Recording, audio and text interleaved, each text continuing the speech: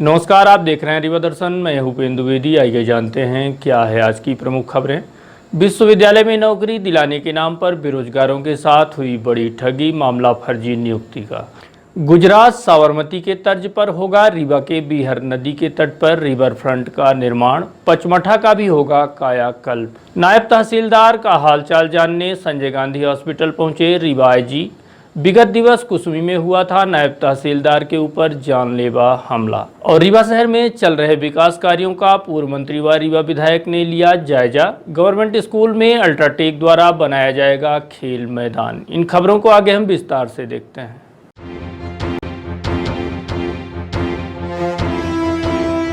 शासकीय नौकरी दिलाने के नाम पर बेरोजगार युवकों के साथ हुई ठगी। इसके बाद न्याय पाने दर दर भटक रहे हैं पीड़ित बेरोजगार। मामला अवधेश प्रताप सिंह विश्वविद्यालय समेत अलग अलग विभिन्न विश्वविद्यालयों में कई पदों पर नौकरी दिलाने का है, जिसके माध्यम से लाखों रुपए की ठगी की गई है।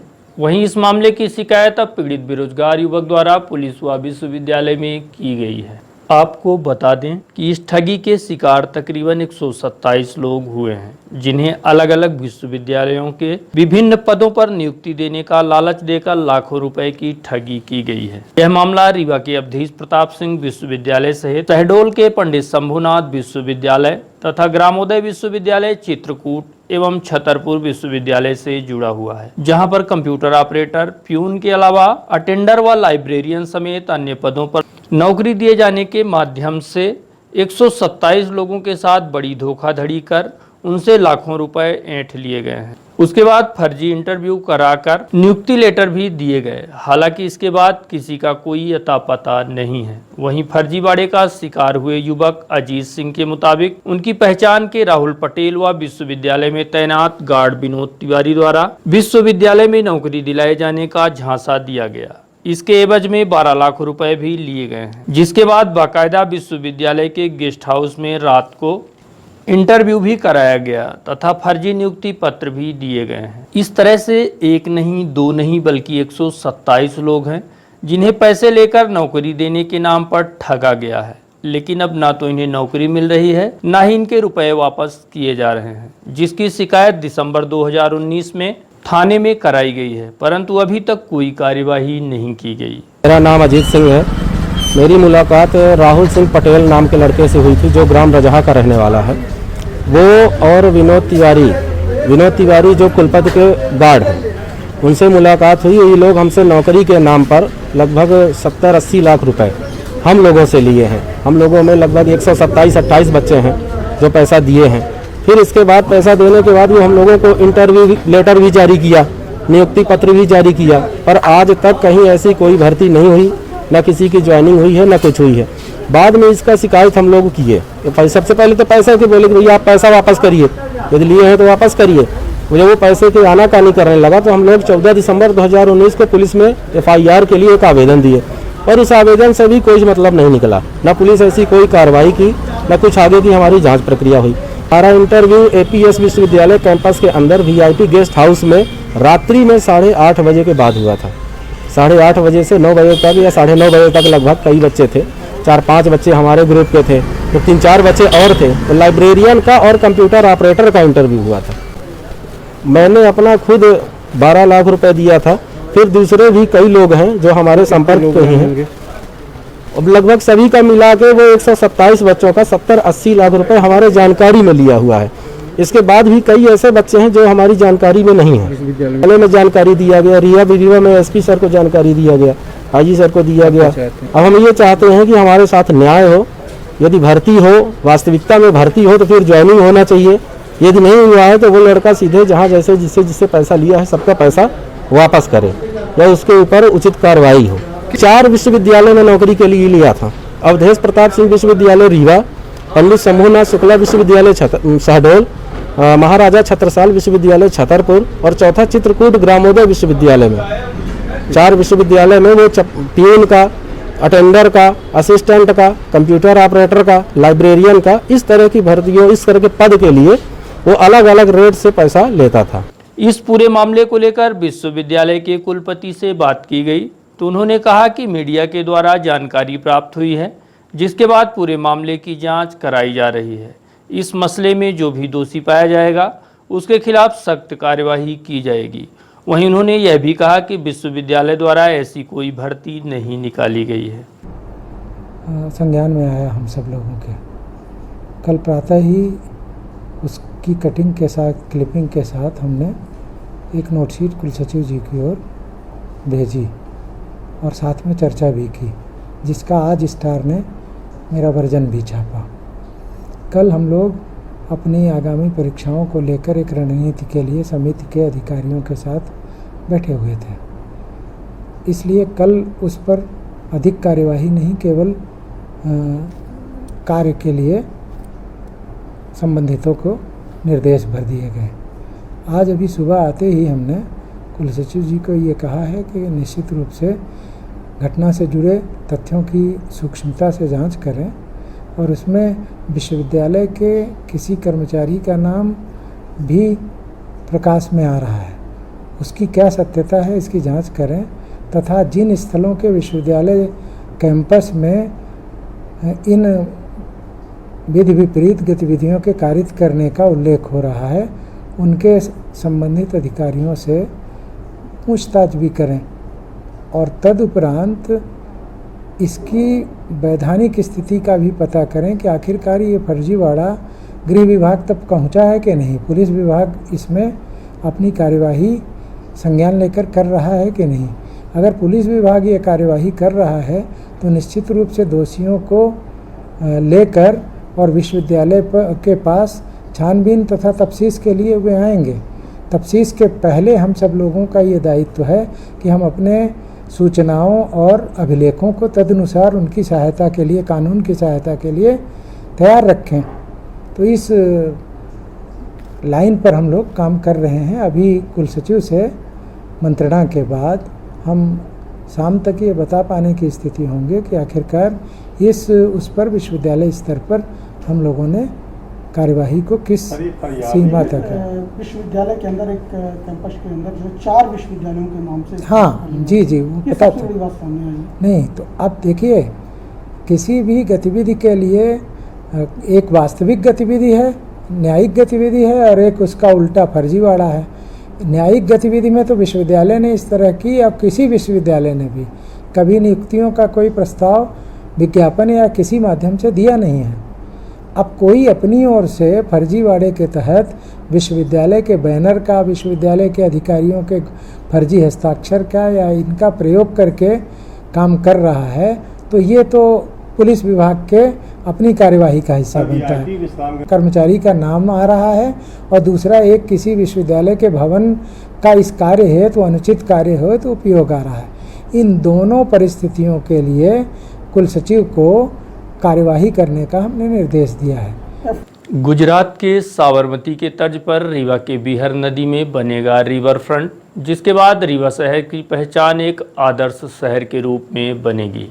इसके साथ ही ऐतिहासिक स्थल पचमढ़ा मंदिर का भी भव्य निर्माण कार्य कराया जाएगा, जिसको लेकर पूर्व मंत्री व रीवा विधायक राजेंद्र शुक्ल, त्योंथर विधायक Shyamlal Dwivedi, collector doctor Ilaiya Raja T, SDM Farheen Khan समेत अन्य अधिकारी बिहर नदी के साथ साथ पचमढ़ा आश्रम पहुंचकर उसका जायजा लिया और बताया कि शीघ्र ही निर्माण कार्य शुरू किया जाएगा, जो आगामी 2021 जून तक पूरा कर लिया जाएगा। बिहर नदी में गुजरात साबरमती की तर्ज पर बनाए जा रहे रिवर फ्रंट के अलावा शहर के ऐतिहासिक स्थल पचमढ़ा धाम का भव्य कायाकल्प करने की दिशा में प्रयास तेज हो चुके हैं। इस विशेष कार्य की घोषणा प्रदेश के मुख्यमंत्री शिवराज सिंह चौहान द्वारा की गई थी, जिसका कार्य पुनर्घनत्वीकरण योजना के तहत कराया जा रहा है, जिसमें रिवर फ्रंट के अलावा पचमढ़ा मंदिर का निर्माण, पार्क व लैंडस्केपिंग के अलावा घाटों का भव्य निर्माण कराया जाना है, जो कि आगामी वर्ष 2021 यानी कि जून तक पूरा किया जाएगा। इस निर्माण के बाद रीवा एक खूबसूरत व आदर्श शहर के रूप में विकसित होगा।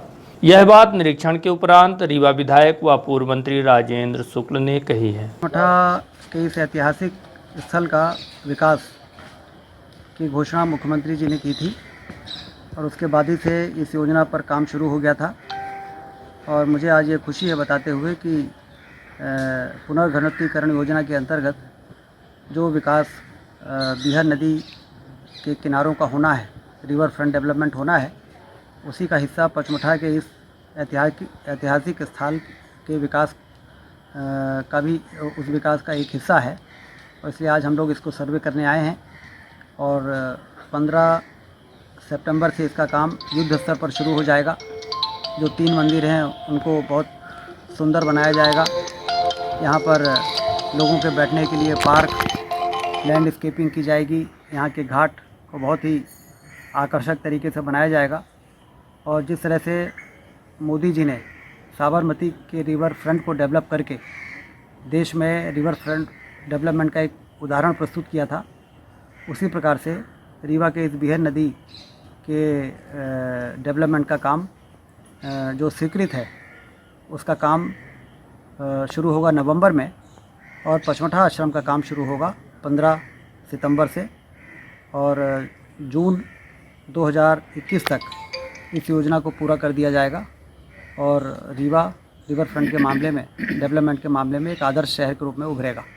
विगत दिनों सीधी के कुसमी में पदस्थ नायब तहसीलदार के ऊपर हुए प्राणघातक हमले के बाद गंभीर हालत में उन्हें संजय गांधी हॉस्पिटल में भर्ती कराया गया, जहां उनका इलाज चल रहा है। हालांकि नायब तहसीलदार की हालत अभी भी गंभीर बनी हुई है। इधर कुसमी तहसीलदार का हालचाल जानने रीवा आईजी चंचल शेखर, एसपी राकेश कुमार समेत नगर पुलिस अधीक्षक SS बघेल संजय गांधी हॉस्पिटल पहुंचे और उनके परिजनों से मुलाकात कर उनकी तबीयत के बारे में जानकारी ली। विगत 1 सितंबर को कुसमी तहसील में पदस्थ नायब तहसीलदार के ऊपर अज्ञात हमलावरों ने जानलेवा हमला कर उन्हें गंभीर रूप से घायल कर दिया।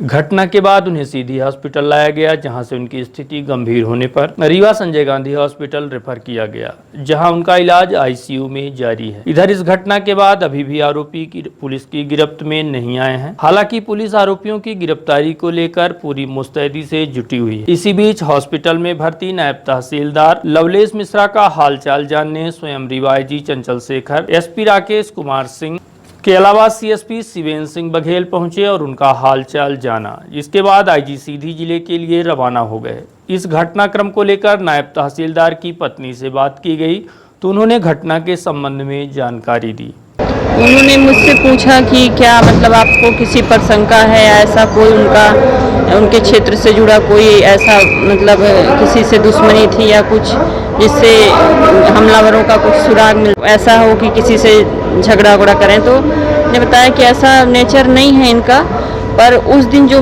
मतलब इनके साथ मेरी बात हो रही थी तकरीबन इस घटना के 1 घंटे पहले, तो मेरी उनकी वो उस दिन पूरे दिन से सीधी में मीटिंग में थे। मीटिंग के बाद जब वो 8 बजे अपने घर मतलब बंगले पे आए तो उन्होंने मुझे कॉल किया 8 बजे, और मतलब बात हो रही थी। तभी कुछ बाइक पे शायद 2 लोग आए हैं। मैंने वीडियो कॉल नहीं था वॉइस कॉल ही, पर बात वो आए हैं और इन्होंने मुझसे बात करते करते ही फ़ोन डिस्कनेक्ट उस टाइम पे नहीं हुआ था। उन्होंने बस मैंने उतना सुना कि वो बोले कि रोको गाड़ी, ड्रिंक किए हो, इस तरह गाड़ी चला रहे हो, रुक जाओ सीधे, और इतना करके फ़ोन कट हुआ है इनका। उसके जस्ट 2 या 3 मिनट बाद मैंने 2 मिनट वेट किया, उसके बाद फिर मैंने इनको फ़ोन किया। तब तक वो लोग जा चुके थे और मतलब जो बताया कि हमने पूछा क्या हो गया भाई, ऐसा फ़ोन कट हुआ, तो पूछा क्या हुआ, तो बोले कि कुछ मतलब ये शराबी लोग थे, गाड़ी गलत तरीके से चला रहे थे, तो वही डांट फटकार रहे थे, क्योंकि अभी यहाँ पे की लाइट वगैरह भी निकाल ली गई है, तो हो सकता है साले घूमते हों चोरी के उसमें से या जो भी रहा हो, और वो चले गए थे। तो उनकी बातों से इतना मतलब लगा कि थोड़ा सा उनके साथ गहमा गहमी हल्की फुल्की इनकी हुई थी। और फिर उसके बाद मैंने फिर वो बोले कि आप पूरे दिन से थके हुए थे, इसलिए कहा कि अब मैं जाऊं थोड़ा सा फ्रेश वगैरह हो लूँ। आज उनका भी फास्ट था, मेरा भी था, तो बोले कि जाऊं थोड़ा सा फ्रेश वगैरह हो लूँ, खा पी लूँ, फिर बात करता हूँ आराम से। फिर वो गए हैं खाने पीने, मतलब फ्रेश हुए होंगे, और उसके बाद उन्होंने 8:40 से 45 के बीच मुझे फिर से कॉल किया, और फिर हम लोग की बात वीडियो कॉल पे हुई। 7 से 8 मिनट उनकी मेरी बात हुई। 8:40 के बाद फिर फ़ोन कट हो गया। बोले कि अब ठीक है, अब जा रहे हैं, और फ़ोन कट कर दिए। बात के बाद वीडियो कॉल पे फ़ोन कट हुआ, तो उसके बाद मैंने इनको 9:07 में मुझे कुछ अचानक से ऐसी आवश्यकता पड़ी कि इनको बात करना था सामान्य सी। तो मैंने इनको कॉल किया और वो रात का समय था, उतनी समय ना उनको कहीं ऑफिस का जाना था ना कहीं वो गए हुए थे, घर पे थे और कॉल नहीं रिसीव किए। तो मुझे टेंशन हुई, 4 बार नहीं रिसीव किए तो मैंने अपने फादर इन लॉ के मोबाइल पे कॉल किया। बोला तो मेरी बिटिया उठाई फ़ोन, तो मैं बोली पापा से बात कराओ मेरी। तो बोली पापा नहीं है घर पे। तो मैं बोली देखो कहाँ है, क्योंकि वो इंटीरियर एरिया है तो मुझे थोड़ी सी घबराहट हुई। तो मैंने बोली देखो कहाँ है, तो बोले कि वो तो मतलब पापा टहलने गए हैं और वो उतनी समय वो टहलने जाते थे सर। कि कॉल मोबाइल पे कॉल किया, मैसेज किया, जब न कॉल रिटर्न हुई न मैसेज रिप्लाई मतलब मिला, न रिस्पांस भी नहीं मिला मैसेज का। तो मैंने फिर से मतलब फादर इन लॉ के मोबाइल पे कॉल किया और वो जब गए बच्चों को भेजा और मेरे सास ससुर सब लोग दौड़ के गए बाहर देखने कि कहाँ गए। तो वो बाहर पड़े, मतलब घर से कम 10-15 मीटर की दूर पर पड़े, कराह रहे थे बिल्कुल से एकदम। तो पहले तो उन लोग को लगा कि समझ ही नहीं पाए, पर जब पास गए तो देखे तो ये वहीं पड़े थे खून से लथपथ, बिल्कुल बुरी तरह से उनकी चेतना जा चुकी थी और कराह रहे थे पर कुछ बोल नहीं पाए। वो थाना विवाद मेरी जानकारी में तो कोई नहीं था। बोले कि आपको पूरा मतलब हर तरह की गवर्नमेंट की सुविधाएं भी दी जाएंगी और आपके जो गुनहगार हैं, हमलावर हैं, उनको ढूंढ लेंगे हम जल्द से जल्द, अब वो आपके सामने होंगे। वहीं नायब तहसीलदार लवलेश सिंह का हाल जानने पहुंचे आईजी चंचल शेखर से भी बात की गई तो उन्होंने बताया कि परिजनों से मिलकर बात की गई है। घटना को अंजाम देने वाले आरोपियों को जल्द से जल्द गिरफ्तार कर लिया जाएगा। ये अभी 2 दिन पूर्व कुसमी तहसील के नायब तहसीलदार श्री लवलेश मिश्रा जी पर किसी अज्ञात व्यक्ति ने हमला कर दिया था धारदार हथियार से। वो गंभीर रूप से घायल होकर के वहाँ CSC गए, फिर सीधी अस्पताल आए और उनकी हालत को देखते हुए यहाँ SGMH रीवा में रेफ़र किए गए हैं। अभी तक आरोपी पकड़े नहीं गए हैं और चूँकि उनसे बात नहीं हो पाई है किसी प्रकार की, तो मैं आज यहाँ पे आया जानने के लिए कि क्या स्थिति है, परंतु वो होश में नहीं है। उनकी पत्नी वो टीचर हैं देवसर में, उनसे बात हुई है, कुछ बातचीत पता चली है कि ये घटना इस तरह से हुई है कि वो रोड पे वॉक कर रहे थे अपने घर के बाहर और उसी समय कोई लापरवाही से शराब पिए हुए कोई मोटरसाइकिल सवार उनके पास से गुजरा है, जिसको उन्होंने रोका टोका, उससे वो बुरा मान गया है और उसने ही हमला किया है। ऐसी बात पता चली है उनकी पत्नी से। हम इस थ्योरी पे वर्क करके उसको जल्द से जल्द नहीं, ऐसा बिल्कुल ये इनकी पत्नी ने कहा कि 2 दिन पूर्व में स्ट्रीट लाइट बंद हुई है, पर ये घटना स्ट्रीट लाइट बंद होना और अचानक घटना, उसका कई अन्य कारण भी हो सकते हैं। मैं इस बात को मैं अभी कुसमी ही जा रहा था, उसको देखूंगा मैं कि क्या इस दोनों में कोई कनेक्शन है क्या। आरोपी चिन्हित नहीं कर लिए गए। ये मुझे ऐसा लगता है कि हीट ऑफ द मोमेंट में ये घटना कारित हुई है। जो पत्नी से बात करने पे ये पता चला कि उन्होंने रोका टोका और शायद इनकी थोड़ी सी झूमा झटकी भी उससे हुई है, तो ऐसा लगता है कि हीट ऑफ द मोमेंट में वो हुआ है। हो सकता है कि वो हथियार लेके ना चले हों, वहीं से कहीं से हथियार लिए हों, ऐसा हो सकता है कि रेडी उनके पास कोई हथियार नहीं, क्योंकि धारदार हथियार लेकर के आदमी चलता नहीं है जनरली मोटरसाइकिल पे, तो ये एक अलग हो सकती है। अदरवाइज ऐसा लगता है कि हीट ऑफ द मोमेंट की घटना है। रीवा शहर में चल रहे विकास कार्यों का पूर्व मंत्री व रीवा विधायक राजेंद्र शुक्ल द्वारा निरीक्षण किया गया। इस दौरान इनके साथ Rewa collector doctor Ilaiyaraaja T समेत अन्य प्रशासनिक अमले के साथ साथ अल्ट्राटेक कंपनी के जिम्मेदार अधिकारी भी उपस्थित रहे, जिनके द्वारा धुबिया टंकी स्थित गवर्नमेंट विद्यालय परिसर का ग्राउंड निर्माण कराया जा रहा है। निरीक्षण के दौरान पूर्व मंत्री व रीवा विधायक राजेंद्र शुक्ल ने गवर्नमेंट विद्यालय परिसर में ग्राउंड निर्माण कराए जाने समेत डाइट प्रशिक्षण केंद्र के अलावा वहीं पर निर्माणाधीन बाबू जगजीवन राम हॉस्टल का भी निरीक्षण करते हुए आवश्यक दिशा निर्देश जारी किए हैं। साथ ही अल्ट्राटेक सीमेंट कंपनी के सौजन्य से गवर्नमेंट विद्यालय में खेल ग्राउंड का निर्माण कार्य कराए जाने की पहल भी की गई है। यहाँ पे जो इसका मैदान है, बच्चों के खेलने का मैदान, उसकी हालत बड़ी ख़राब थी। पानी निकल नहीं पाता था, ज़मीन थोड़ा नीची हो गई थी, जिसके कारण मैदान तो था लेकिन बच्चों के उपयोग का नहीं था, खेलने के लायक नहीं था। तो अल्ट्राटेक सीमेंट वालों को हमने कहा कि आप इसके खेल के मैदान को विकसित करिए। वो करीब 8 से 10 लाख रुपए खर्च करके और इसको विकसित करने की मंजूरी उन्होंने दी है। तो आज उसका शुभारंभ करने के लिए यहाँ पर आए हैं। मुख्यमंत्री नल जल योजना में ठेकेदार व प्रशासनिक अमले द्वारा नगर परिषद गोविंदगढ़ में किए जा रहे व्यापक भ्रष्टाचार व अनियमितताओं को लेकर मध्य प्रदेश कांग्रेस कमेटी के महामंत्री राजेंद्र मिश्रा द्वारा ज्ञापन सौंपकर जांच व कार्यवाही किए जाने की मांग की गई है। कांग्रेस पार्टी के पूर्व विधायक व महामंत्री कांग्रेस कमेटी मध्य प्रदेश राजेंद्र मिश्रा द्वारा प्रशासक व एसडीएम हुजूर गोविंदगढ़ को ज्ञापन सौंपते हुए क्षेत्र की विभिन्न समस्याओं से उन्हें अवगत कराया और कहा कि गोविंदगढ़ नगर परिषद में मुख्यमंत्री की महत्वाकांक्षी नल जल योजना को लेकर पाइपलाइन बिछाने सड़क को तहस नहस किया गया है। उसके बाद ठेकेदार द्वारा घटिया निर्माण कार्य कराकर भारी भरकम भ्रष्टाचार किया जा रहा है, जिसमें नगर परिषद के साथ ही प्रशासनिक अमले व इंजीनियर की मिली भगत है। इसके अलावा कई अन्य मुद्दों को लेकर भी एसडीएम का ध्यान आकृष्ट कराया गया है और जांच की मांग की गई है। देखिए, गोविंदगढ़ नगर पालिका के विषय में कुछ काम वहाँ चल रहा है। विशेष करके जो टैक्स इम्पोज किया गया है वो अव्यवहारिक लगता है। कोरोना काल में 150 रुपये पानी का हर हितग्राही से वसूल करना ये थोड़ा सा अव्यवहारिक है। एक तरफ प्रदेश की सरकार कहती है कि हम गरीबों के नुमाइंदे हैं, गरीबों के विषय में हम राहत देते हैं, तो ये कौन सी राहत हुई? इस विषय को लेकर के हमने और नरेंद्र सिंह तिवारी जो ब्लॉक कांग्रेस कमेटी के अध्यक्ष हैं, कल पंकज विजय वगैरह गोविंदगढ़ के लगभग 1 दर्जन लोग आए हुए थे। लगातार ये एक समस्या पानी के टैक्सेशन को लेकर के है। उस विषय पर हम लोगों ने प्रशासक होने के नाते मैडम को ज्ञापन दिया है और उन्होंने ये कहा है कि मैं जैसे ही हमको यहाँ से समय मिलता है, खास करके गुणवत्ता पर भी हम लोगों ने शिकायत किया है। जो नल जल के लिए जो काम वहाँ ठेकेदार कर रहे हैं, एक तरफ तो नल जल की वो योजना में काम ठीक से नहीं हो रहा है और दूसरी तरफ उसी के कारण से 50 के बजाय 150 रुपये इम्पोज करना, तो ये जनता के ऊपर दोहरी मार है। इस दोहरी मार से बचने के लिए हम लोगों ने प्रशासन का ध्यान आकृष्ट किया है।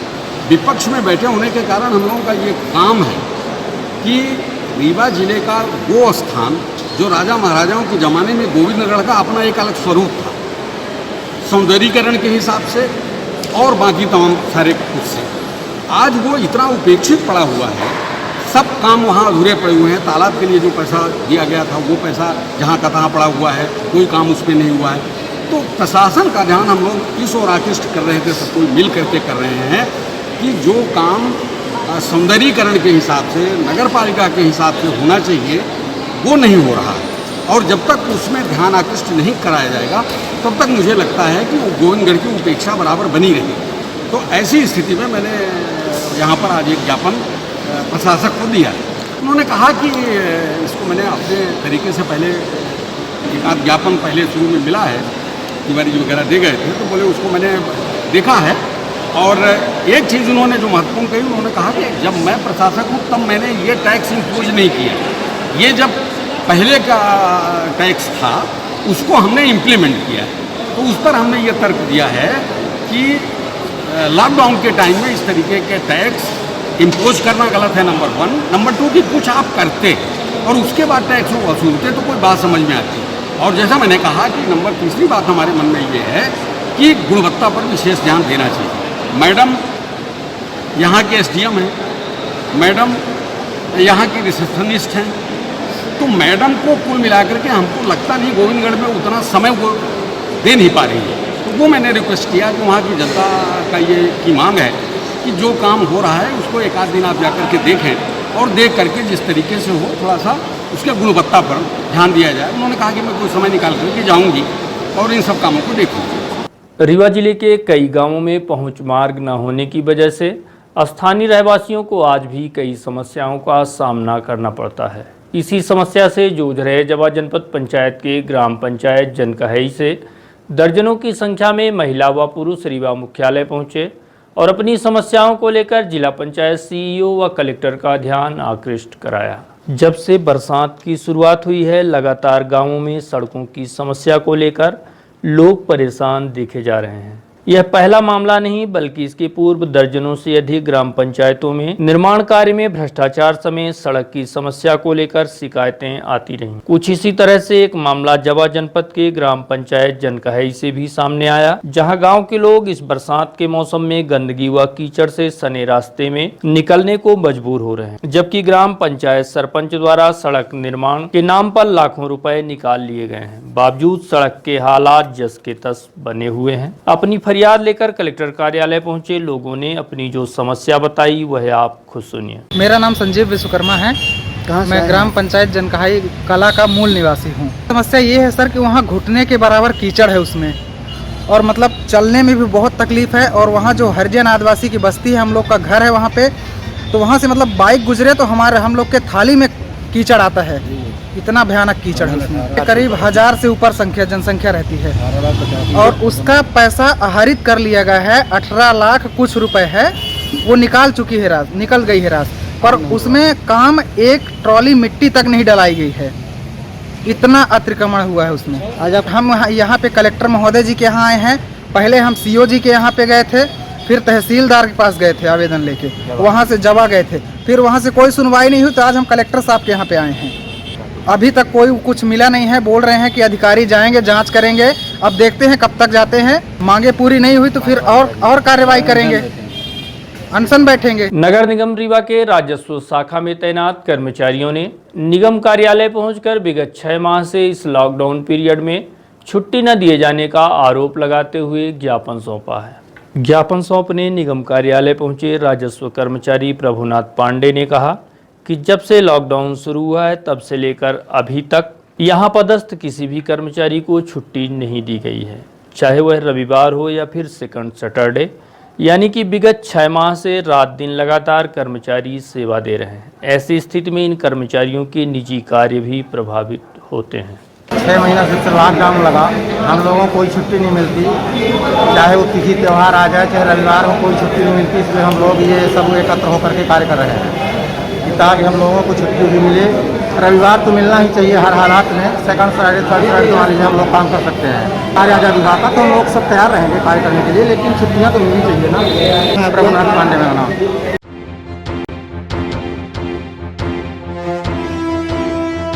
और अब अंत में आज की प्रमुख खबरें एक बार फिर। विश्वविद्यालय में नौकरी दिलाने के नाम पर बेरोजगारों के साथ हुई बड़ी ठगी, मामला फर्जी नियुक्ति का। गुजरात साबरमती के तर्ज पर होगा रीवा के बिहर नदी के तट पर रिवर फ्रंट का निर्माण, पचमढ़ा का भी होगा कायाकल्प। नायब तहसीलदार का हालचाल जानने संजय गांधी हॉस्पिटल पहुंचे रीवा आईजी। विगत दिवस कुसमी में हुआ था नायब तहसीलदार के ऊपर जानलेवा हमला। और रीवा शहर में चल रहे निर्माण कार्यों का पूर्व मंत्री व रीवा विधायक ने लिया जायजा। गवर्नमेंट स्कूल में अल्ट्राटेक कंपनी द्वारा बनाया जाएगा खेल मैदान। तो ये थी आज की प्रमुख खबरें। देखते रहिए रीवा दर्शन। दीजिए हमें इजाजत। नमस्कार।